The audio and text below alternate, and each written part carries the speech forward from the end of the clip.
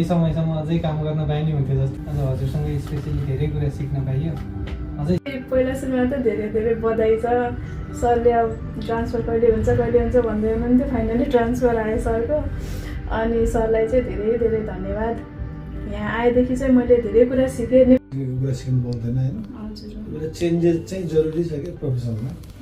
र सरलाई चाहिँ अब काठमाडौँ गएपछि अझै प्रगति र उन्नतिको कामना गर्दै 3 वर्षको दौडानमा अब नजानेका कुराहरू यताउति सिकाउनुहुन्थ्यो, तर कुनै दिन पनि नराम्रो वचन बोल्नु भएन।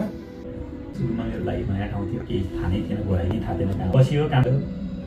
तिमीहरू सबैजना काम गर्ने छौ, एकदम गदाले जस्तो काम गर्ने मान्छे छौ सबैजना एक सय। त्यो डिपार्टमेन्टमा चाहिँ आफू पर्फेक्ट हुनु पऱ्यो जस्तो लाग्छ कि मलाई। पढेर सबैको करियर राम्रो छ जस्तो लाग्छ। एडजस्टमेन्ट गर्दाखेरि करियर राम्रो देखाएको छु मैले। मिहिनेत गर्न नछोड, प्रोएक्टिभ हुनु पऱ्यो। एकजनासँगै काम गरिएला। कसैले रेकमेन्ड गरेर मान्छे फलाना ठाउँमा को मान्छेलाई राख्दाखेरि हुन्छ भने नि एटलिस्ट भन्न सकिने अवस्था होस् तिमीहरू सबैजनाको। छौ पनि भइसक्यो 1 वर्ष फेरि कतै न कतै पक्कै भेट होला। सबैजनासँग नभए पनि कोहीसँग होला। त्यही शुभकामना छ सबैजना राम्रोसँग काम गर्ने। अर्को वर्ष पनि सबैजनाले प्रमोसन खानुपर्छ फेरि ड्याङ नलाएर। हाकिम साहबदेखि लिएर सबैजनाले ड्याङ नलाएर खानुपर्छ।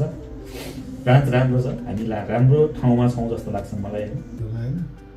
अब यो पोजिटिभनेस, यो प्रोएक्टिभ एप्रोच अनि त्यसपछि यो साथ र सहयोग चाहिँ जुन शिवले पायो त्यसको चाहिँ म पनि एक्सपेक्ट गर्छु होइन सबैबाट।